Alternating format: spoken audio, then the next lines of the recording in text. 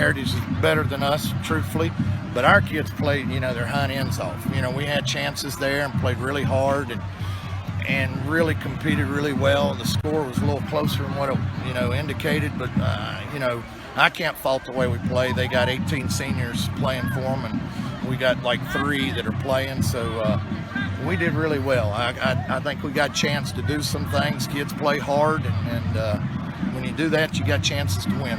We were good on offense. We're really good in the kicking game again, and we just got to get better. Can't give up big plays on defense, and that's what hurts us a little bit.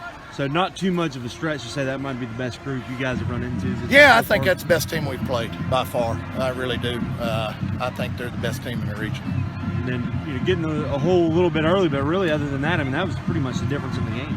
Yeah, I think the experience was, an issue. We get spotted in 15 points, but the kids never quit. It was 15-0, just like that, and then we settled down and started realizing we could play a little bit. And finally, talk a little bit about what Kobe means to this team. Kobe's an awful good player. He's makes great plays, but our offensive line's really good. They were outmanned up front, and they moved the ball all night. We moved the ball really well.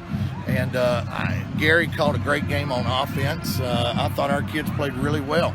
And Kobe, all the backs, our backs run really hard. And, I think that's something good about our kids.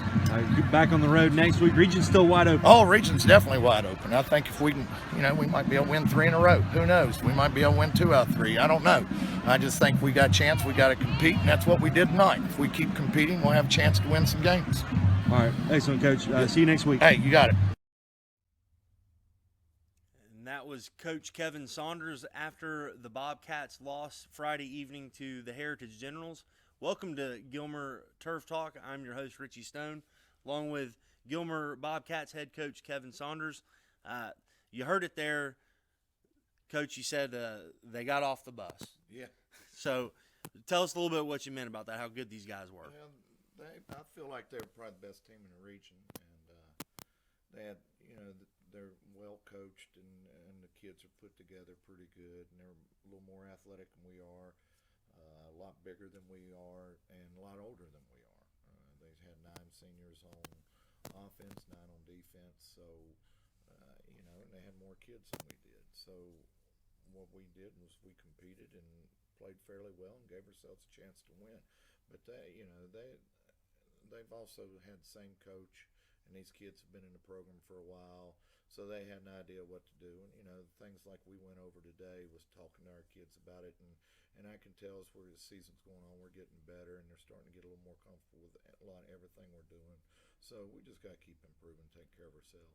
And that's something I noticed really in pregame. You could tell how sharp they were with, how tight they were with their pregame stuff, and been at it a while. And really, to your team's credit, I'm obviously biased and a bit of a homer, but I thought, man, we might be in for it tonight. But I thought the same thing when it started off 15-0. I said, right, and we could have quit. We could have laid down, but our kids are gritty, and they fought hard, and we have kids that play both ways, and some of them played over 100 plays Friday night. So that's a lot for a high school football player to ask, and the kids played really well and gave us a chance, against a much, better team, and I was really proud of the way we played. And now getting to the game itself, so you guys kick it off and force I want to say third and about 10, third and 9 or 10. It's 3rd and 10, and we just made a poor Kanan Walker, who's been playing well for us most of the year. He just made a poor break on the ball and a poor judgment. He thought he was going to intercept it, and he just didn't, make a good play on the ball. And there was things that we talked about today with the kids on the team about the game being played fast. And, right. And at the start of that game, it was going really fast for some of them, and for most of them. And what they got to understand is how to slow the game down. And we talked to them about that. And slow the game down in their minds. They didn't trust. They forgot what their reads were, and things like that. And it's just the youth and the lack of experience, so they got to learn to do it. You look, when was the last time Gilmer played meaningful football games? And these kids have never been in meaningful football games. Nobody's ever talked to them about going to the playoffs. and they've never heard this talk. Right. And now they hear it around school and the community and stuff. You know, you win this one. We got a chance to make the playoffs, and you know, it's a huge crowd, and everything was just going on fast with them. So we had a long talk about it today, and we talked about how you got to learn how to deal with that, and it's something we had to coach them to do, and them not trusting themselves to make plays, and they got to learn those things. So you have the first drive where they score on the broken play after the botch snap, and it's one of those things where watching it, you're like, oh, yes, and then, oh no. And anyway, so you shake that off, you get the ball back, quick 3 and out, and punt it away, and then they put together a drive, and it was almost as if from their first drive to their second drive, as far as Heritage, that is, they went from a 5 wide, and then they really kind of brought it in a little bit. They still were throwing those screens to the perimeter, but it's almost as if they changed a little bit. Do you think it's because of the look you were giving them, or it was some of the different things that we were doing on defense, and I thought we played pretty good run defense for the most part for the whole game, and they put a drive together with some, and we got to get off the field on third down. Yeah, you know, we gave up a couple other third down plays, and I think they ended up being something like 4 for 11 on third down. So we did better as the game went on. But like I said, that first little bit was really fast for our kids. Yeah, they bust the 25-30-yard run for the touchdown, and then I thought it was curious. They go for 2, they get it, get the ball back. I think you guys punted again, and at that point, I'm starting to think, oh God, here we go. And your defense really buckled down though. Fourth and medium, and about 4 or 5. They faked the punt. We stuffed them. And stuffed the punt, and really that's when I thought the momentum changed, because you guys get it. So. You guys get it on their 40, 48, to somewhere in there. Take it and drive down the field and score. Yeah, and that first drive was really highlighted, or that first scoring drive, that is, was I think you guys had a 3rd and 5 or 6, and you run. It was the play that you were hitting all day. It was like a counter, I guess, or with Kobe. Counters, Kobe hit it good. I think he ended up with 160-some yards rushing or something like that. And he had a really good game. Our line is getting really good. I mean, they're young. We got 2 seniors on the offensive line, but we got 2 sophomores on one side of the line, and our kids are blocking really well, and they're getting better with it, and we're comfortable with what we're doing on the offense. Kids believe in what we're doing.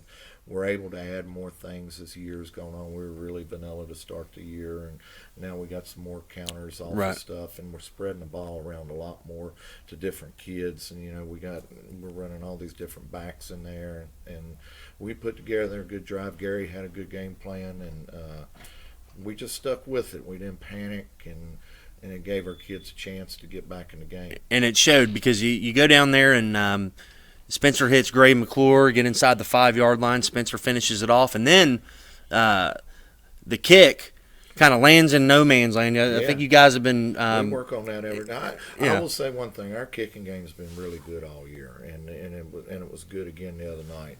And Bautista made a good kick, and then we told him exactly. He kicked it exactly where we wanted it, and the kid just looked at it, and we got on it, and got the ball, and we get a penalty after that driving down the field, which penalties happen. Sometimes it just doesn't always go your way, but that kind of hurt us right there too.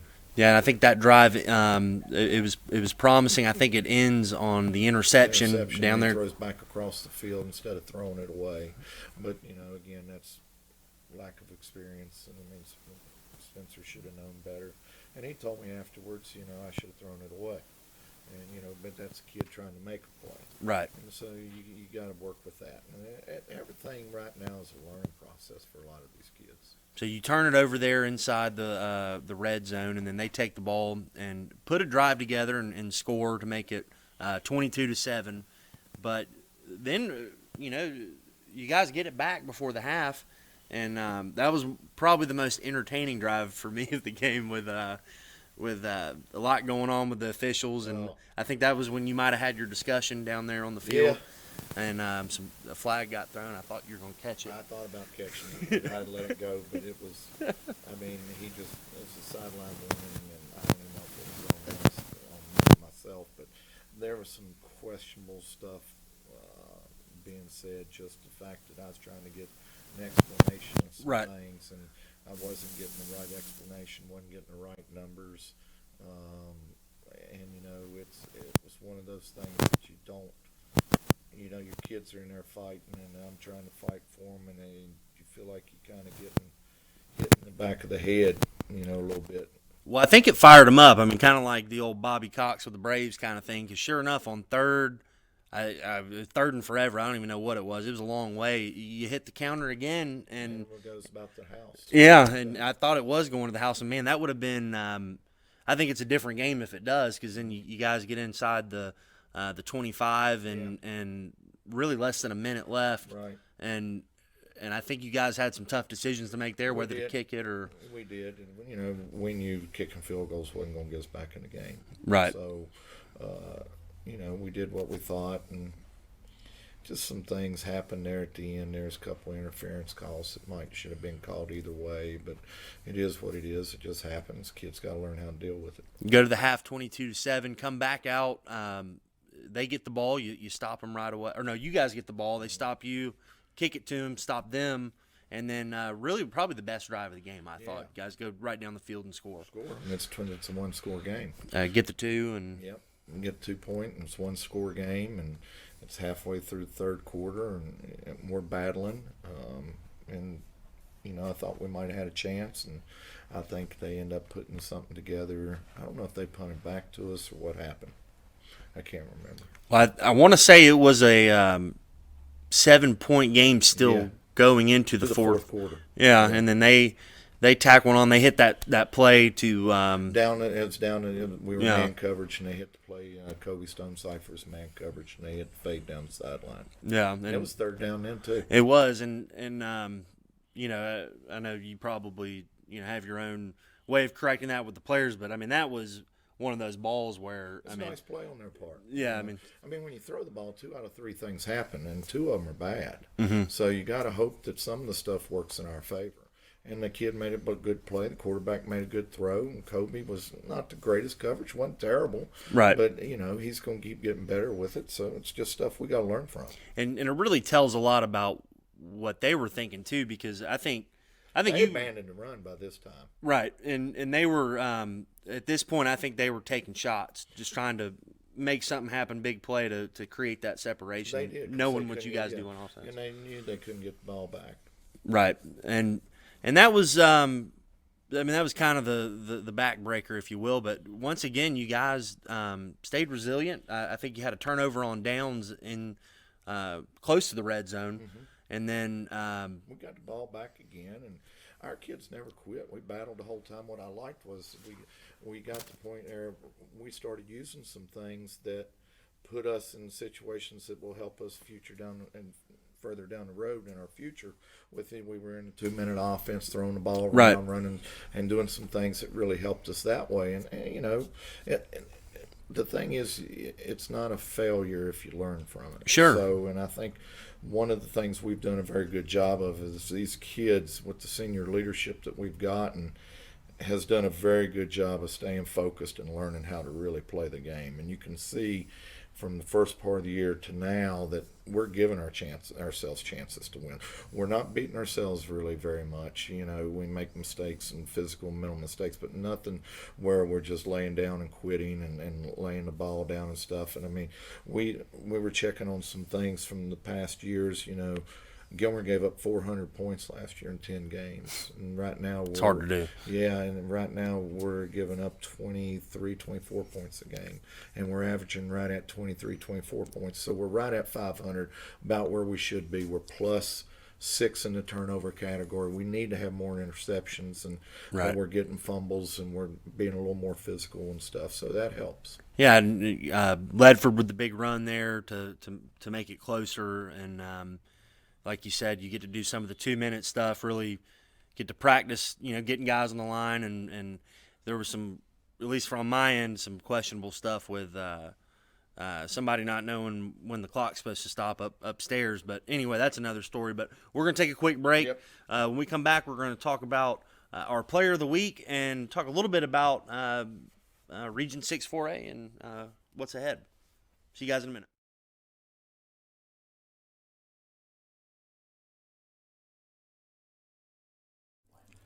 In 1981, Reed Nicholson began selling tires out of an old barn in Mineral Bluff. Little did he know that he had just laid the groundwork for the most trusted names in automotive services in the Blue Ridge area. In 1997, Nicholson Tire Center became what it is today, holding the same values of faith, family, and great customer service. 2 locations to serve you, and the Blue Ridge location is currently expanding to offer fast service and the largest U-Haul provider in Georgia. Nicholson Tire Center, Blue Ridge, and Mineral Bluff.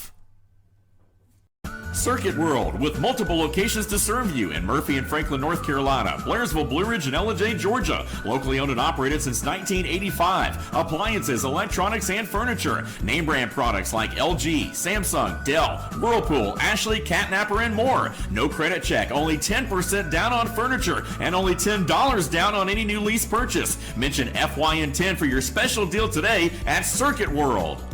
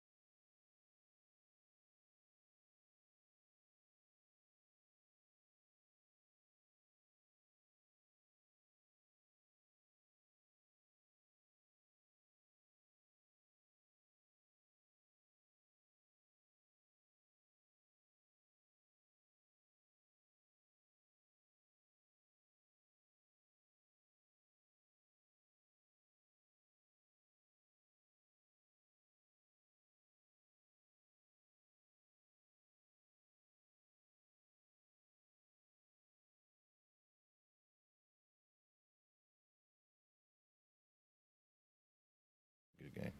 All right, and we're back at, here on Gilmer Turf Talk. I'm your host, Richie Stone, here with Gilmer head coach Kevin Saunders. Talked a little bit about the Heritage game in the first segment, and something we talked about in the break that I really thought should be underscored is, other than that Fannin game, you guys had been in all of these, and I think that's a big deal moving forward, being able to coach the kids up and point things out that, hey, a play here, a play there, a different different assignment or different read here, and you win the game. Yeah, I think our kids are understanding that now.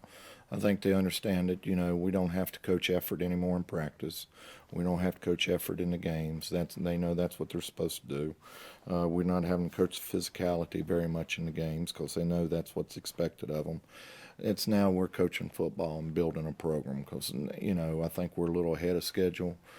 I thought Friday could have been bad when we got down 15-0 real quick, and the kids didn't quit. We're real gritty, so I think that's carrying over. We just got to do it. I do think in the next 3 games we're going to upset somebody that we're not supposed to beat, and that's going to really help us. And I think the kids know that. But the next 3 games are meaningful to our football program. Right. And I mean, it's also meaningful if we could win 2 of them, then there's a chance we go to the playoffs. Win all 3 of them, we're definitely going to playoffs. And to kind of piggyback on the idea that, I think you're absolutely right that in teams past here in Gilmer, you get down in the hole and it's over with. And I think that's half the battle is that belief that you can get back into the game. So now imagine what it would be if you jump out to a lead and really get it going, and how just the mindset is, and being able to keep that Yeah, I going. mean, last year they gave up 40 points a game. We gave up 40 to the first game this year and haven't done it since. And I think we're averaging right at giving up 25 points a game, 24, somewhere around there. And we're averaging scoring about 23, 24 points a game. So we're about right where our record should be. We're about 500. The statistics and the analytics that I use to come up with things puts us about where we are. But I do think we're ahead of schedule as far as the building the program, as far as the wins, as far as the competing. I think we're a little ahead of schedule. So I feel, good where the program's headed. And a little bit about to close up on that game. The player of the week was left tackle Dawson Stevens. Dawson Stevens had a good year. You guys, did you break 300 on the ground? I know No, it it was was close. 297. 297. I knew it was close. It's almost 350 total offense for us.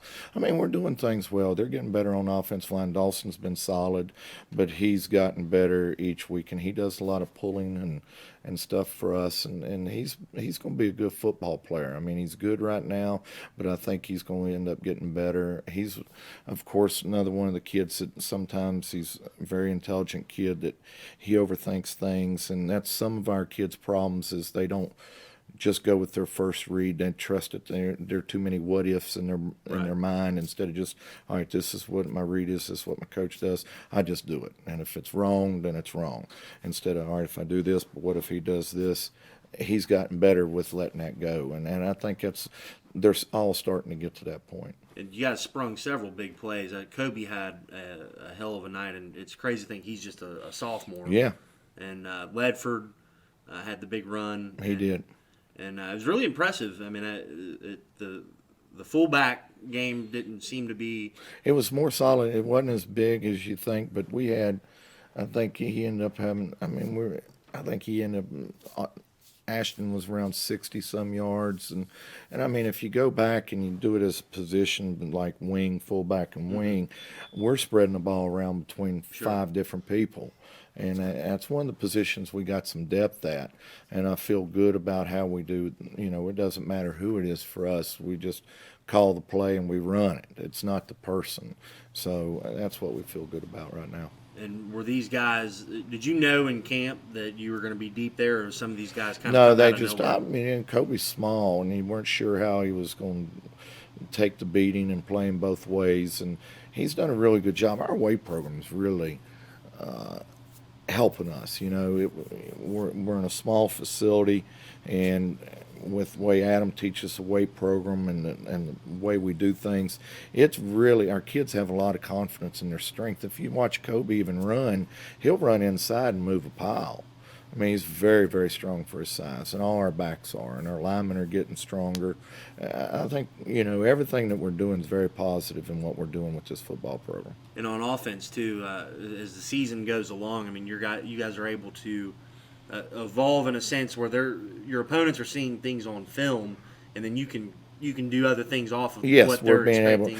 We're getting to the point now where the offense has evolved, like you said. If we got this play, now we got the complementary play off of it. But early in the year, it was just, let's just get these guys learning how to block and tackle. Mm-hmm. And it wasn't as much as worrying about trying to win the game as it was we just trying to get this thing better. Right. And that's what we've done. Same thing on defense. It's taken us a while to get ourselves comfortable on defense, set in with the kids in the exact right positions. And I feel really good that we got that going now.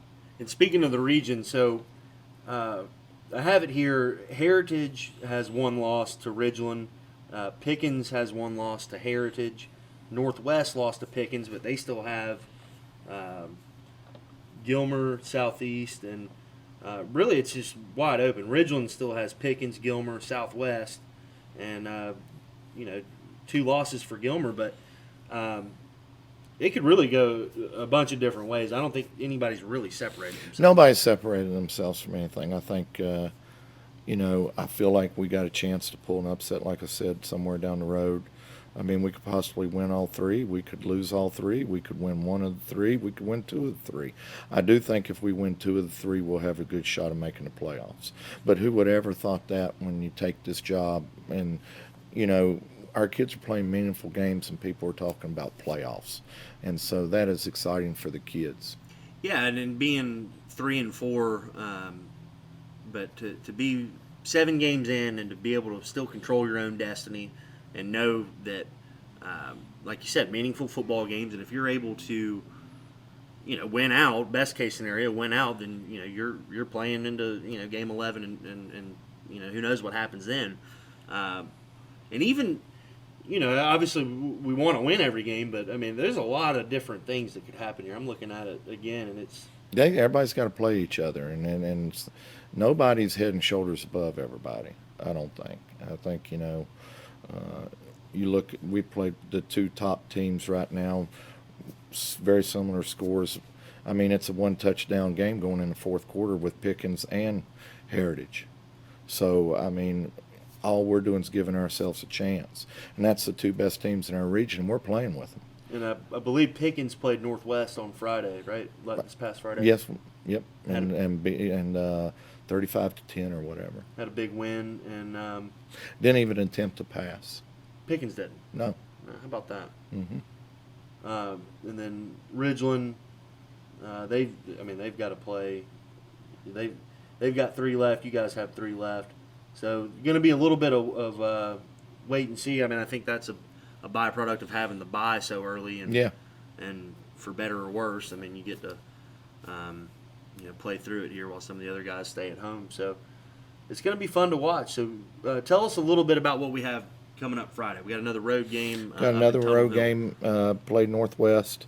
They're well coached. Got some really good players. You know, they're very similar to Heritage. We'll be in the same situation there.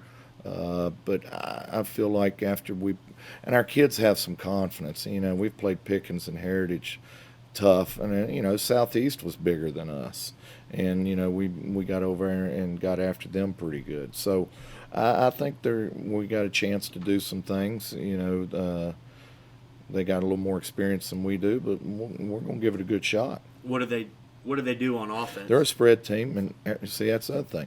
We've seen everybody's run spread, so our kids have gotten kind of comfortable in where they're supposed to be on defense lining up against these things. Right. So So that helps us, and I think that, you know, gives us a little advantage in some of the things that we do. And defensively, it's just I'd imagine, at least from hearing you say it, that a lot of teams don't really do the wing tee much anymore. Yeah, so they come up and they have different defenses than what most teams play against spread teams.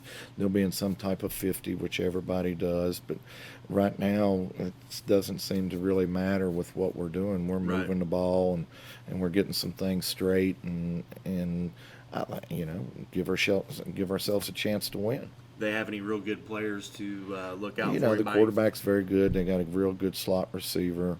They got some good receivers. Their nose guard, number 47, is really good. You know, it's going to be a battle in there, and I think we'll be up for it. Nice. Well, game be at 7:30 up there in Tunnel Hill.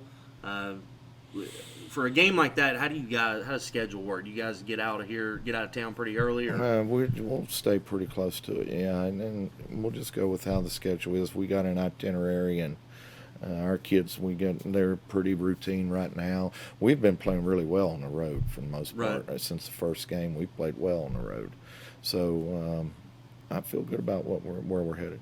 Well, I know the community's excited. I know everybody's proud of you guys, and really excited to see the next step. And I think you guys are definitely capable of winning these kind of games. And We are. It's very exciting to see meaningful football this time of year here in LJ, and really the chance for us to play on into November. Yeah, something different. Absolutely. Well, Bobcat fans, we hope to see you all Friday evening, and we'll catch you here next Monday, hopefully talking about a win. I hope so. All right, this has been Bobcat Turf Talk. I'm your host, Richie Stone, with Coach Kevin Saunders. See you next week.